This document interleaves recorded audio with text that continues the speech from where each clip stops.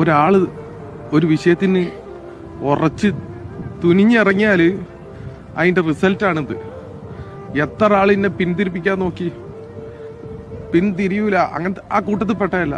ഇനിയെങ്കിലും ഒരാൾ എന്തെങ്കിലും ഒരു പ്രയാസം പറഞ്ഞു കഴിഞ്ഞാൽ കൂടെ നിന്ന് കൊടുക്കുക, പരിഹസിക്കരുത്. എനിക്കതാ പറയാനുള്ളത്. എത്ര അനുഭവിച്ച് ഇതിന്റെ പിന്നിൽ പണം പോട്ടെ, പക്ഷെ എന്താ പറഞ്ഞാൽ മനസ്സ് മടുത്തോയാ പോവും. അതൊക്കെയാണ് ഇവിടെ സംഭവിച്ചത്.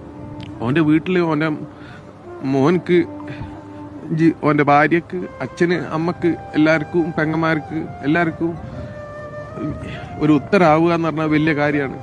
കാരണം ജീവിതകാലം മുഴുവൻ ഓനെ കാണാതായും കൊണ്ട് ഓർക്കും ജീവിക്കുമ്പോൾ ഒരു ബുദ്ധിമുട്ടുണ്ട്. എന്തായാലും വിധി എന്തായാലും അവനെന്തായാലും ജീവനോടെ വെക്കൂല എന്നുള്ളത് അറിയാം. പക്ഷെ എന്നാലും ഓൻ്റെ ഭാഗം കൊണ്ടുപോയി കൊടുക്കൽ ആവശ്യമാണ്. പിന്നെ അത് മാത്രമല്ല,